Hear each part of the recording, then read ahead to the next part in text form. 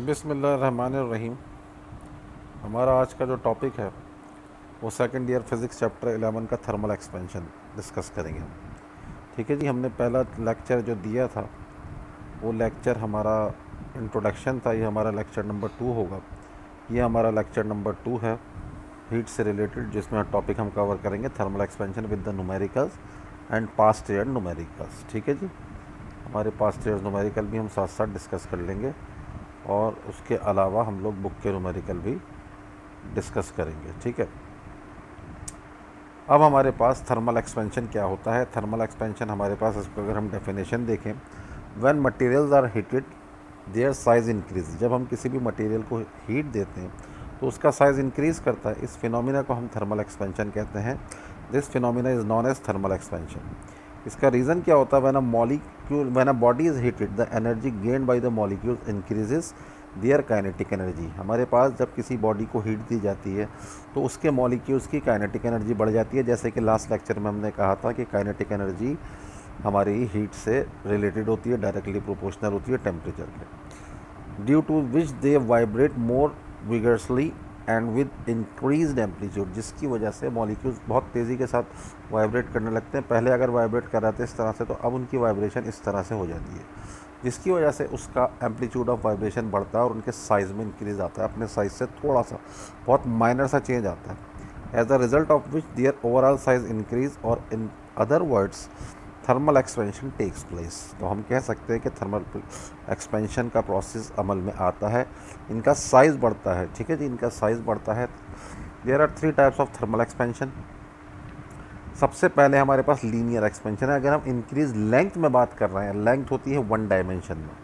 ठीक है जी, अगर हम 1 डायमेंशन में बात कर रहे हैं तो लेंथ आ गई। सुपरफिशियल एक्सपेंशन हमारे कोर्स में नहीं है, लेकिन ये एरिया में इंक्रीज करती है, लेंथ और ब्रेथ में। वॉल्यूमेट्रिक एक्सपेंशन हमारे पास इंक्रीज इन वॉल्यूम, यानी कि लेंथ, ब्रेथ और हाइट 3 डायमेंशन की अगर हम बात करेंगे।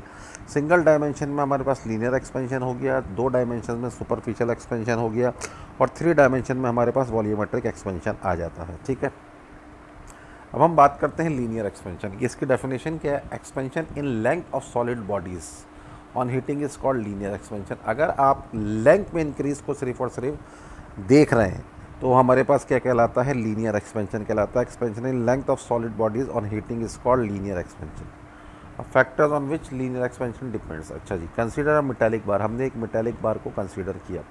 इसकी लेंथ इनिशियली L1 है और इसका टेम्परेचर T1 केल्विन है। Let the bar is heated at 2 T2 kelvin. अब हमारे पास इस बार को हमने T2 केल्विन तक हीट किया। From experiment it is observe that linear expansion depends upon 2 factors. The increase in length of a solid bar is directly proportional to its original length. अब इसको गर्म करने पे जो लेंथ में इंक्रीज आएगा, जिसको डेल्टा एल कहेंगे, वो डिपेंड करेगा ओरिजिनल लेंथ के ऊपर। ये ओरिजिनल लेंथ है। अगर एक हमारे पास रॉड 10 मीटर की है तो उसके अंदर चेंज 0.5 मीटर आएगा। अगर एक रॉड ही 0.5 मीटर की है तो उसके अंदर चेंज भी तो 0.025 आएगा, बहुत थोड़ा सा चेंज आएगा। डिपेंड करता है, अगर इनिशियली किसी की सैलरी बहुत ज़्यादा है, फ़र्ज़ करें कि 1 लाख सैलरी है, उसके अंदर अगर चेंज आएगा तो तकरीबन 10,000 आएगा। लेकिन अगर किसी सैलरी ही इनिशियली 10,000 है तो उसमें 10,000 का चेंज नहीं आ सकता। तो चेंज डिपेंड करता है इनिशियल लेंथ के ऊपर। The increase in length is directly proportional to the change in temperature. जितना ज़्यादा चेंज करेंगे टेम्परेचर, यानी जितना टेम्परेचर आप बढ़ाएंगे उतना ही ज़्यादा लेंथ में चेंज आएगा। ठीक है जी, तो delta L is directly proportional to initial length, और डेल्टा एल यानी change in length is directly proportional to change in temperature. हम कह रहे हैं कंबाइन कर देते हैं 1 और 2 को। हमने कंबाइन किया, delta L is directly proportional to L1 delta T. ठीक है जी, यहाँ पे हमारे पास क्या आता है? जब प्रोपोर्शनल का साइन हटता है तो कांस्टेंट आता है, इत्तेफाक से कांस्टेंट अल्फ़ा आता है, तो is equal to alpha L1 delta T. आपने लेंथ, ये रॉड को जब गर्म किया तो इसके अंदर ये लाइट ग्रे कलर से चेंज आ रहा है। ठीक है ना। अल्फ़ा कहलाता है coefficient of linear expansion of solid. हर मटेरियल का कोफिशिएंट ऑफ लीनियर एक्सपेंशन अलग होता है। ये शो करता है, अगर आपके पास ज़्यादा चेंज आता है तो अल्फ़ा की वैल्यू बड़ी होगी, अगर कम चेंज आता है तो अल्फ़ा की वैल्यू छोटी होगी। अब हम फाइनल लेंथ ऑफ बार का फार्मूला कैलकुलेट करेंगे। अगर इनिशियली इसकी लेंथ L1 थी, इसमें लेंथ आता है डेल्टा एल का चेंज आता है, तो फाइनल इसकी लेंथ हमने कह दिया कि L2 हो गई। फ्रॉम फिगर हमें एक चीज़ नज़र आती है, L2 बराबर है L1 प्लस डेल्टा एल। ठीक है जी। अच्छा, डेल्टा एल का फार्मूला क्या होता है? अल्फ़ा L1 डेल्टा टी लिख दिया आपने। यहाँ से L1 कॉमन लिया तो L2 is equal to L1 1 plus alpha delta T. तो ये फाइनल लैग का फार्मूला हमारे पास बन गया, वे डेल्टा टी बराबर है change in temperature T2 minus T1, यानी T1 पहला इनिशियल टेम्परेचर था, T2 final temperature. Coefficient of linear expansion की बात करें, मैंने कहा था कि कोफिशिएंट ऑफ लीनियर एक्सपेंशन तमाम मटेरियल्स के लिए डिफरेंट होता है। It is a characteristics property of a material of solid and it is defined as increase in length per unit original length per kelvin rise in temperature is known as coefficient of linear expansion. ठीक है जी, इसको कहने का मकसद ये है, हमारे पास अगर आपको कहा जाए कि आपको आयरन का कोफिशिएंट ऑफ लीनियर एक्सपेंशन निकालना है तो आप आयरन की 1 मीटर की रॉड लें। ठीक है, रूम टेम्परेचर फ़र्ज़ करें आपका 29 डिग्री सेल्सियस था, आपने 29 डिग्री सेल्सियस को 30 डिग्री सेल्सियस किया।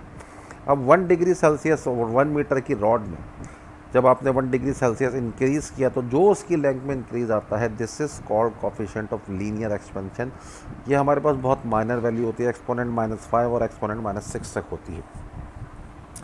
इसके यूनिट हमारे पास क्या होते हैं, केल्विन इन्वर्स और centigrade inverse, depends upon unit system. अगर आप केल्विन में कैलकुलेशन हो रही है तो वो सेंटीग्रेड इन्वर्स केल्विन इन्वर्स लेंगे, अगर सेंटीग्रेड में हो रही तो सी इन्वर्स लेंगे। लेकिन आपके पास ये कहें कि अगर coefficient of linear expansion centigrade inverse में उसको केल्विन में कन्वर्ट करें तो ऐसा कुछ नहीं, जितना सेंटीग्रेड इन्वर्स में है उतना ही केल्विन इन्वर्स में रहेगा, जितना सेंटीग्रेड इन्वर्स है उतना ही केल्विन में इन्वर्स में रहेगा। ठीक है जी, ये हमारे पास डेफिनेशन हो गई कोफिशिएंट ऑफ लीनियर एक्सपेंशन की। नाउ अब हम आते हैं वॉल्यूमेट्रिक एक्सपेंशन की तरफ। वॉल्यूमेट्रिक एक्सपेंशन यानी कि वॉल्यूम के अंदर जो इजाफा हो रहा है, ठीक है, ये 3 डायमेंशन में होता है। सिमिलरली वैसे ही करेंगे, increase in volume of a body on heating is referred as volumetric expansion और क्यूबिकल एक्सपेंशन। अब हमने इसकी डेरिवेशन के लिए कंसीडर किया कि एक मेटालिक बॉडी है जिसका इनिशियल वॉल्यूम V1 था, इसका टेम्परेचर इनिशियली T1 था, जिसमें हमने डेल्टा T का इंक्रीज़ किया तो फाइनल टेम्परेचर हो गया T2। Then experimentally increase in volume delta V। अब जो वॉल्यूम में चेंज होगा, देखा इनिशियल उसका वॉल्यूम V1 और उस वक्त टेम्परेचर T1 केल्विन ले लें। अब मैंने उसका टेम्परेचर बढ़ा के T2 केल्विन कर दिया तो इसका नया वॉल्यूम हो गया V2। टेम्परेचर में चेंज आया T2 माइनस T1, वॉल्यूम में चेंज आया V2 minus V1। Change in volume 2 चीज़ों पर डिपेंड करेगा, लाइक जिस तरह से हमने चेंज इन लेंथ देखा था, delta V is directly proportional to V1 and delta V is directly proportional to delta T। सही, देन वैसे ही similarly combine 1 and 2, delta V is directly proportional to V1 delta T। यहाँ पे हमारे पास delta V एक constant आता है, जो कांस्टेंट बीटा के बराबर है, जब प्रोपोर्शनल हटा तो इज इक्वल टू आया beta V1 delta T, where beta is known as constant and it is known as coefficient of linear expansion.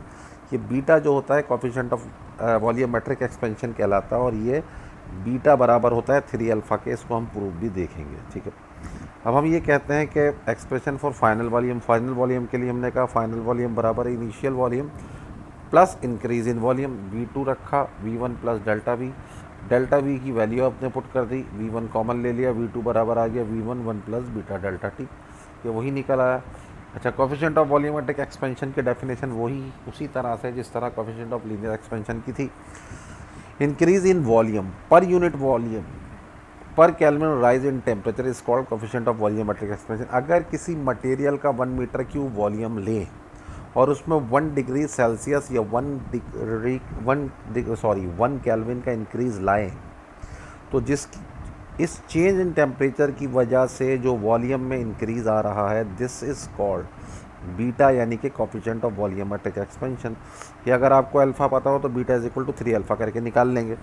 Beta के यूनिट भी केल्विन इन्वर्स या सेंटीग्रेड इन्वर्स होते हैं, depend upon system of units.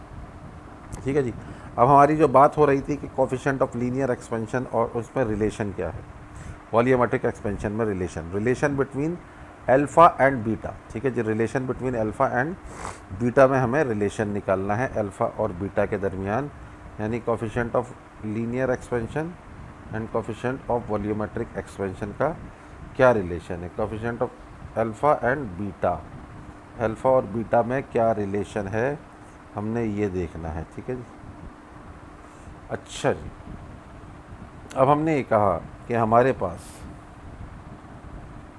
In order to drive a relation between alpha and beta consider a body, एक body है जिसकी length A है, एक डायमेंशन में होगी लेंथ, ब्रेड बी है, ब्रेड बी एक डायमेंशन में है, हाइट सी है, ये भी वन डायमेंशन में, यानी at a certain temperature it's initial volume V is given by, अच्छा इसका किसी खास टेम्परेचर पर मौजूद है, उस खास टेम्परेचर को हम T1 का नाम दे देते हैं। तो वॉल्यूम क्या होता है, लेंथ, ब्रेड्थ और height. If the body is now heated length of each side will increase, her side की लेंथ बढ़ेगी, यानी लेंथ बढ़ेगी, ब्रेड्थ बढ़ेगी, हाइट बढ़ेगी। अच्छा, लेंथ हमारे पास फाइनल लेंथ का फार्मूला हम पीछे देख चुके हैं कि ए डैश यानी फाइनल लेंथ बराबर है A1 plus alpha delta T, या A2 is equal to A1 1 plus alpha delta T, ये A1 फाइनल लेंथ है, A initial length.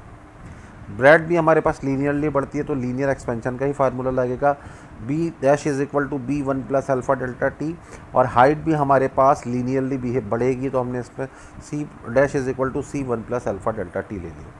So the final volume V prime of the body is given by, हमारे पास V dash किसके बराबर हो जाएगा, V dash बराबर हो जाएगा A डैश, B डैश और C डैश, ठीक है।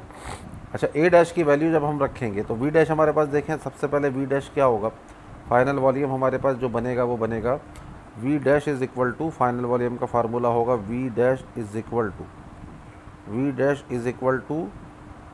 A डैश, B डैश और C डैश, ये हमारे पास होगा फाइनल वॉल्यूम।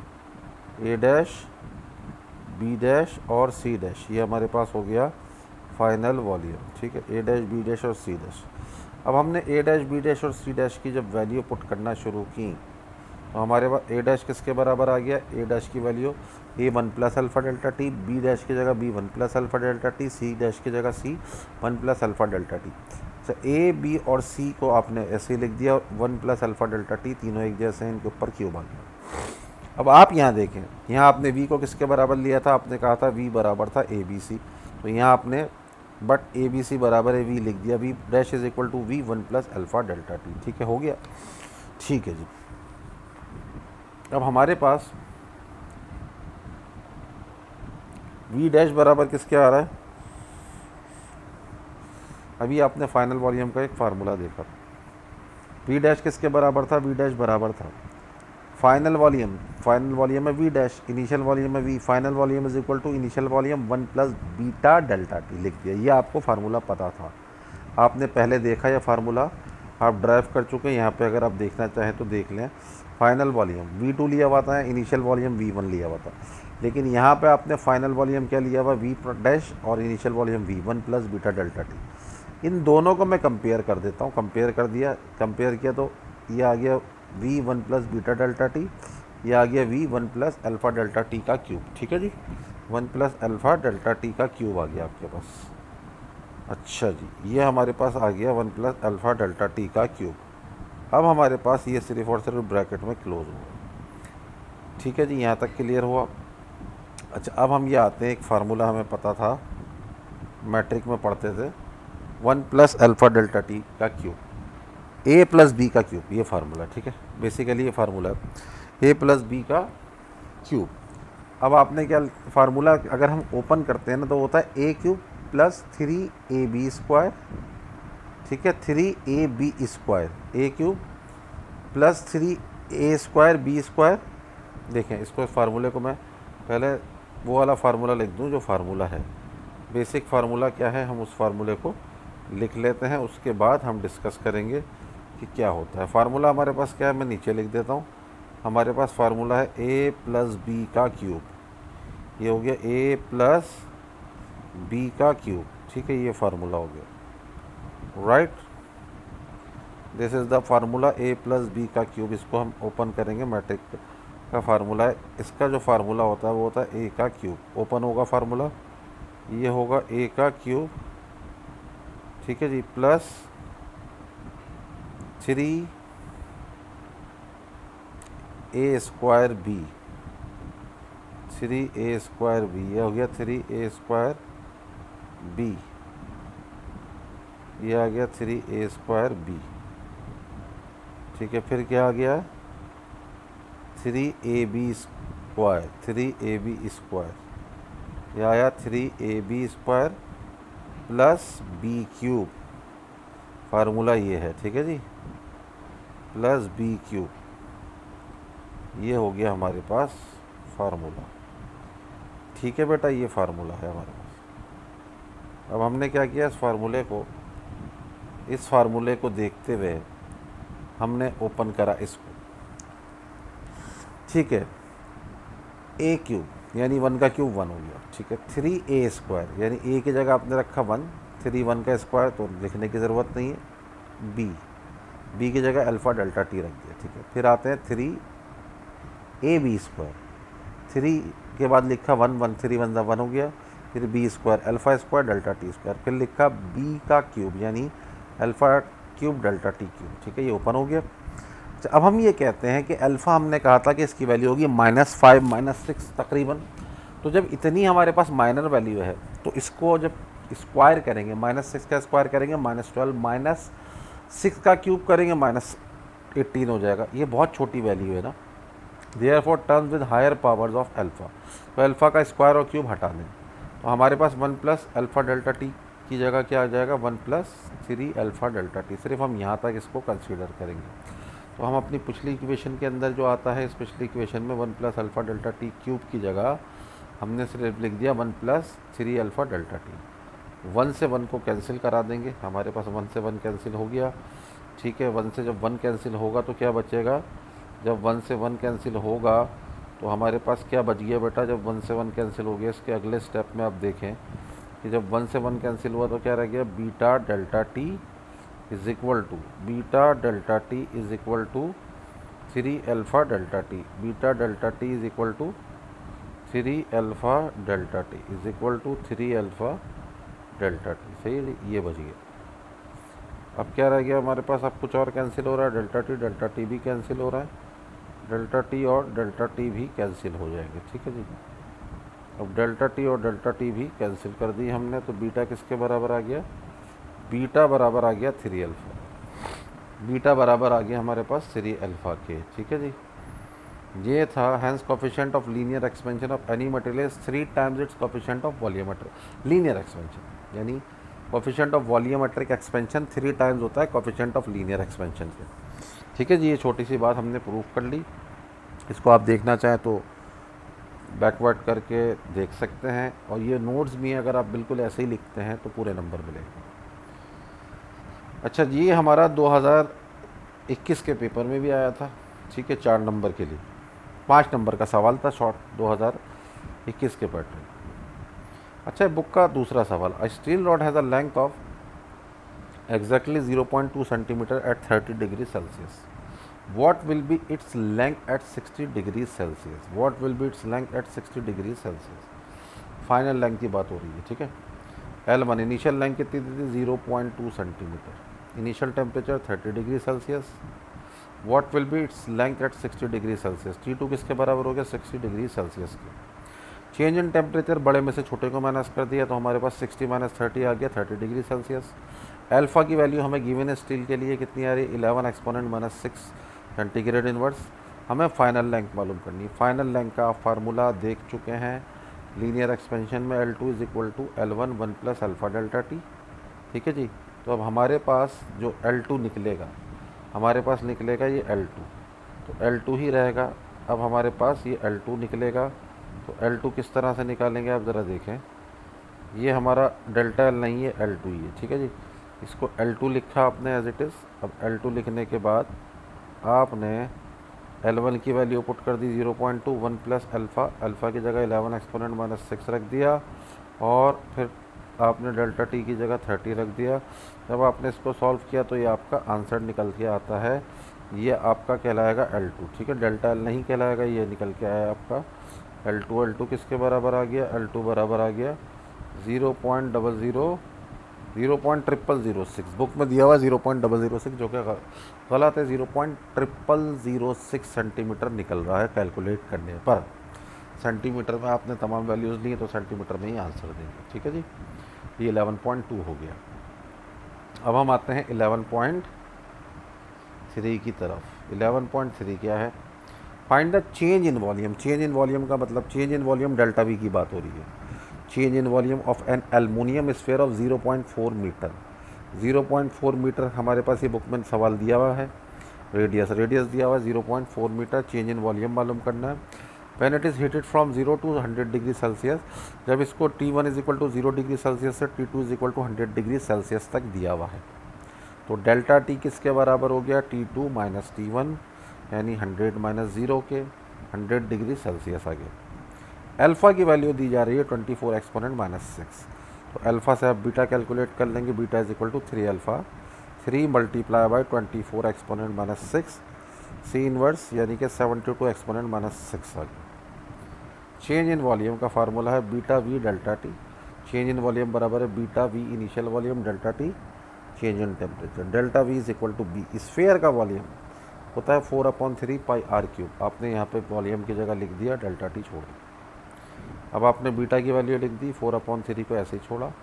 ये हमारे पास पाई होता है 3.142, कॉमन ही होता है, डॉट 3 पॉइंट होता है, और ये आर की जगह 0.4 का क्यूब आ गया।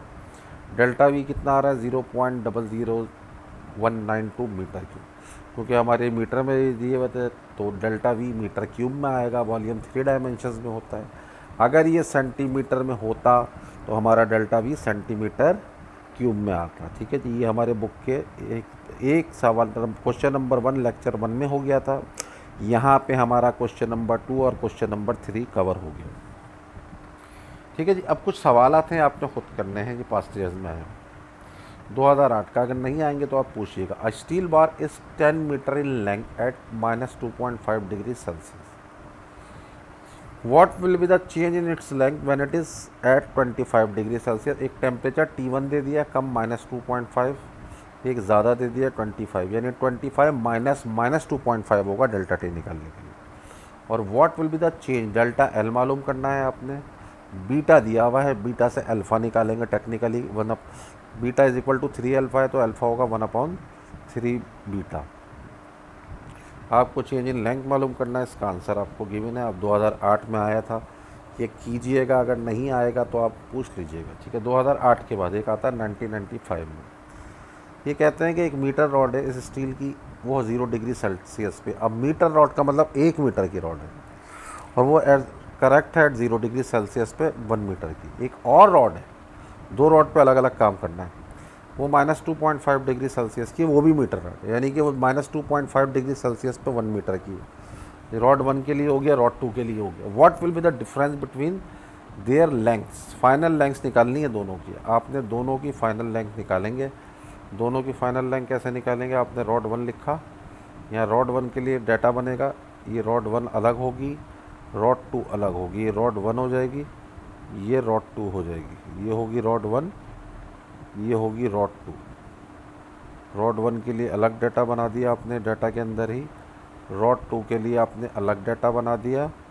2 रॉड हो गई आपके पास, और 2 रॉड को आपने क्या करना है, रॉड 1 हो गई, रॉड 2 हो गई। एक का इनिशियल टेम्परेचर कितना दिया हुआ है, इस एक का इनिशियल टेम्परेचर आपके पास कितना है 0 डिग्री सेल्सियस। सॉरी, एक का इनिशियल टेम्परेचर आपके पास हो गया 0 डिग्री सेल्सियस, और दूसरे का कितना हो गया आपके पास, दूसरे का हमारे पास आ रहा है ये 0 डिग्री सेल्सियस हो गया, और दूसरे का आ रहा है हमारे पास -2.5 डिग्री सेल्सियस, -2.5 डिग्री सेल्सियस। ठीक है जी, ये हमारे पास दोनों का इनिशियल टेम्परेचर एक हो गया हमारे पास। ठीक है जी, अब हमारे पास दोनों मीटर रॉड्स हैं। मीटर रॉड्स का मतलब दोनों की लेंथ कितनी है, 1 मीटर हो गई। ठीक है, ठीक है जी, ये डिग्री सेल्सियस। इसकी आपने लेंथ ले ली, इनिशियल लेंथ अगर आप L1 लेते हैं, ठीक है, ये भी 1 मीटर है। ठीक है जी, और स्टील के मीटर रॉड ऑफ स्टील, तो स्टील का आपको गिवन होगा 11 एक्सपोनेंट माइनस 6 होता है, ये भी 1 मीटर की है। इसकी इनिशियल लेंथ भी 1 मीटर की है। ठीक है, इसमें करना सिंपल इज़ दैट ये है कि इसकी फाइनल लेंथ निकालें आप। रॉड 1 की फाइनल लेंथ को आपने L2 का नाम दे दिया। ठीक है, आपने कहा कि ये L2 हो गया। ठीक है, इसको आपने निकाला। ठीक है, इसका फाइनल टेम्परेचर आपके पास 30 है, और दूसरी का भी 30 है। ये आपके पास कितना हो गया T2 30 डिग्री सेल्सियस, T2 हो गया 30 डिग्री सेल्सियस, और यहाँ के T2 कितना हो गया 30 डिग्री सेल्सियस, ये भी हो गया 30 डिग्री सेल्सियस, और वो भी 30 डिग्री सेल्सियस।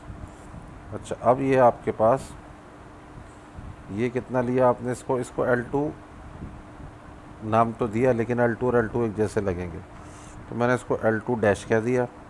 हमें इसका भी L2 निकालना है और इसका भी L2 निकालना है, दोनों का L2 निकालेंगे। फार्मूला आपको पता है, मैं नहीं बताऊंगा, आप देख लीजिएगा। इसका भी टेम्परेचर आपने लिया, इसका टेम्परेचर हो गया कितना 30 डिग्री सेल्सियस, ये फाइनल टेम्परेचर 30 डिग्री सेल्सियस है। ठीक है जी, ये हो गया 30 डिग्री सेल्सियस। ठीक है, दो टेम्परेचर आपके पास होगा। अब हमारे पास क्या कहते हैं, हम फार्मूला लगाएंगे L2 is equal to, for rod 1 लगाएंगे फार्मूला, फिर रॉड 2 के लिए L2 डैश करके। अब इनका डिफरेंस क्या होगा, फाइनली हमें क्या मालूम करना है, L2 dash minus L2, final length में कितना डिफरेंस होगा, L2 डैश माइनस L2, ये हमें मालूम करना है। आंसर हमारा ये निकलना, ये कहलाएगा हमारा फाइनल आंसर। ठीक है जी, ये सवाल हमारा हो गया। करेंगे, आंसर नहीं आएगा बात करेंगे। ठीक है, तो अब ये कहते हैं कि एक ब्रॉस रिंग है जो 20 सेंटीमीटर डायमीटर की, डायमीटर एक्चुअल में एक लेंथ होती है, is to be mounted on a metal rod of 20.02 centimetre at 20 degree Celsius. ठीक है, दोनों हमारे पास 20 डिग्री सेंटीग्रेड में है। At to what temperature should the ring be heated. ठीक है ना, इसको माउंट करना है किसको, एक ब्रास रिंग को जो 20 सेंटीमीटर का है, एक रॉड के ऊपर जो 20.02 सेंटीमीटर की, यानी कि ये इनिशियल लेंथ आपके पास है। ठीक है, ये इनिशियल लेंथ हो गई। अब ये गर्म होकर जब होगी तो जब भी तो माउंट होगा। ये L1 लें, इसको आप L2 लें। ठीक है जी, आपको क्या कहा जा रहा है, मैं सिर्फ और सिर्फ आपको आइडिया दूंगा, लिखूंगा नहीं, अब ज़्यादा नहीं बता रहा। ये हमारे पास इनिशियल लेंथ हो गई ना, जब आपने गर्म करके इसको कितना करना है, L2 के बराबर करना है। ठीक है, हमारे पास कम लेंथ हो गई L1, ज़्यादा हो गए L2। हमें T1 दिया हुआ, हमें T2 मालूम करना है। अब आप ये बोलेंगे ब्रास के लिए अल्फ़ा, तो वो भी दिया हुआ है, सेंटीग्रेड इन्वर्स 1/c, एक ही बात है। ब्रास के लिए अल्फ़ा दिया जाता है। आप फार्मूला कौन सा लगाएंगे, आप फार्मूला लगाएंगे L2 is equal to L1 bracket 1 plus alpha delta T. पहले डेल्टा टी निकालेंगे, फिर डेल्टा टी में T2 माइनस T1 रख देंगे। T1 आपको पता है T2 आ जाएगा, सिंपल इज़ दैट। 2007 का सवाल। अच्छा जी, 2007 में भी ऐसा ही एक सवाल है। एक सिलेंडर है जिसका डायमीटर 1 सेंटीमीटर है 30 डिग्री सेल्सियस पे। इसको हम इस to into a hole in a steel plate, the hole has a diameter, दो डायमीटर दिए। छोटा डायमीटर आपके पास L1 ले लें, बड़ा डायमीटर आप L2 ले लें। ठीक है, 30 डिग्री सेल्सियस पे मौजूद है। अब फाइनल टेम्परेचर आपको मालूम करना है, वही काम जो पीछे किया था। ठीक है, हो जाएगा आपके पास। अब ये 97 वाला सवाल आप देखें स्क्रीन पर, इसको कीजिए। अगर नहीं होता तो आप पूछिए मुझसे, इसको देख लीजिएगा आराम से, ये आपके पास किस तरह से होगा। अगर नहीं होगा तो सवाल कीजिएगा, मैं आपको इसको बताऊंगा कि किस तरह से होगा। ठीक है जी, बहुत शुक्रिया। लेक्चर यहीं तक रखते हैं। लेक्चर 3 इंशाल्लाह कल या परसों में मैं आपको अपलोड कर दूँ। Thank you.